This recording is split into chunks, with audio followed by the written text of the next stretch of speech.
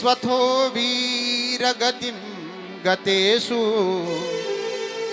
वृकोदराविद्धगदाभिमर्श भग्नोरुदण्डे धृतराष्ट्रपुत्रे।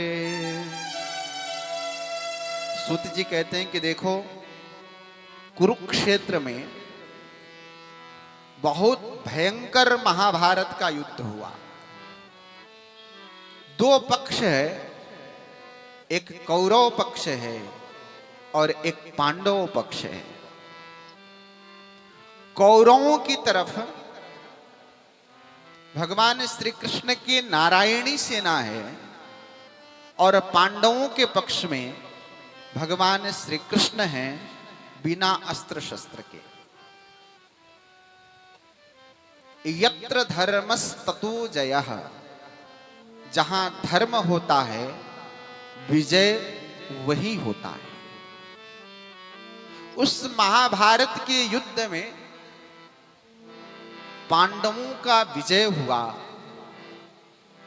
दुर्योधन मरणासन्न अवस्था में उस कुरुक्षेत्र की रणभूमि में पड़ा हुआ है। दुर्योधन की सारी सेनाएं खत्म हो गई, मरणासन्न अवस्था में है। दुर्योधन का बहुत ही प्रिय मित्र अश्वत्थामा गुरु द्रोणाचार्य का पुत्र है। दुर्योधन को मरणासन्न अवस्था में देख करके उसने कहा कि मित्र, एक बात बताऊं, तुम मुझे अभी भी सेनापति नियुक्त कर दो तो मैं आपको विजय दिलवा सकता हूं। दुर्योधन ने कहा, मित्र, सेना होगी तब तो मैं आपको सेनापति बनाऊंगा। हमारी सेना तो एक भी नहीं बची, तो मैं आपको सेनापति कहां से बना दूं? दुर्योधन ने अपने रक्त से लेकर के और अश्वत्थामा के मस्तक पर तिलक कर दिया। वह अश्वत्थामा गया और रात्रि में पांडवों के शिविर में प्रवेश कर गया। द्रौपदी के 5 पुत्र जो देखने में पांचों पांडवों की तरह ही दिखते थे, उस रात्रि में पांचों पांडव भगवान श्री कृष्ण के साथ सुदूर देश प्रदेश में विजय उत्सव मना रहे हैं, अपने शिविर में नहीं। यह अश्वत्थामा रात्रि में गया और रात में जाकर के देखा कि ये पांडव तो नहीं सो रहे हैं। जाकर के उन पांडव पुत्रों का सर काट करके यह लेकर के रणभूमि में आया, ला करके दुर्योधन के हाथ में दिया। दुर्योधन ने जैसे ही दबाया हाथ से, वह दब करके धूसरित हो गए। दुर्योधन ने कहा, अरे मित्र, तुमने तो बड़ा अनर्थ कर दिया। ये पांडव नहीं है, ये तो पांडव पुत्र हैं। तुमने तो मेरे वंश में कोई पानी देने वाला भी तुमने नहीं छोड़ा। तुम भाग जाओ, नहीं तो अर्जुन आ रहा होगा, वो तुम्हें जीवित नहीं छोड़ेगा। पांडवों को पता चला कि उनके पुत्र को अश्वत्थामा ने मार दिया। अर्जुन रथ पर सवार होकर के अश्वत्थामा का पीछा करने लगा, बंदी बना करके ले आया। ला करके घर में सामने पांचों पांडव, भगवान श्री कृष्ण, द्रौपदी खड़ी हैं। सबके सामने उस अपराधी को उपस्थित कर दिया। सब उससे जान से मार देने के लिए कह रहे हैं। भीम मारने के लिए तैयार हैं, अर्जुन मारने के लिए तैयार है।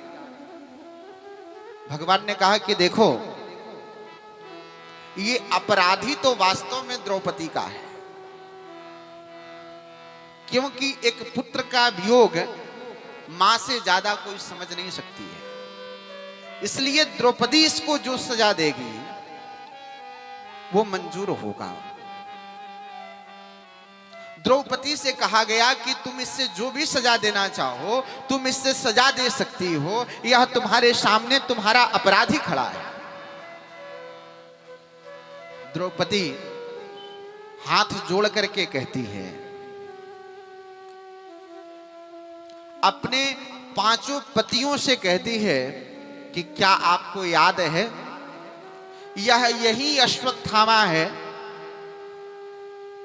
जब इसके पिता हुआ करते थे।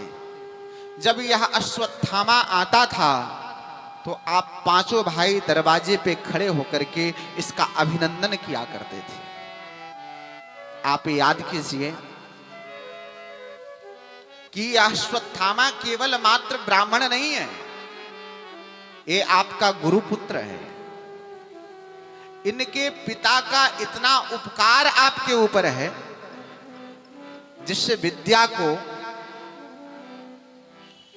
गुरु द्रोणाचार्य ने अपने पुत्र को नहीं दिया, वो विद्या आपको उन्होंने दिया है।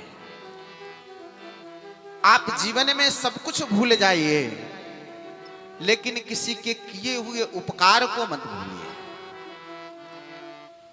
हे अर्जुन, आपके जीवन में अनंत उपकार हैं इसके पिता के। उस उपकार को आप चुकाना भी चाहें तो कई जन्मों में भी आप नहीं चुका सकते। इस अपराधी अश्वत्थामा को मैं मृत्यु दंड तो मैं नहीं दे सकती, क्योंकि मैं यह जानती हूं कि इस अश्वत्थामा की जो मां है उसके प्राण का आधार एकमात्र यह अश्वत्थामा बचा हुआ है। जैसे मैं आज पुत्र वियोग में तड़प रही हूं, कल वैसे इसकी मां भी इसके वियोग में तड़पेगी। मैं यह नहीं चाहती। द्रौपदी के ऐसे वचनों को सुन करके भगवान श्री कृष्ण बड़ा गदगद हो गए।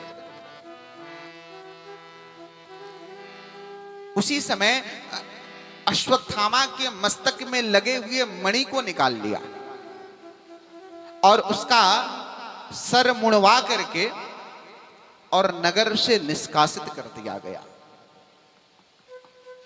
जब वह नगर से निष्कासित हुआ तो उससे अपना अपमान महसूस हुआ।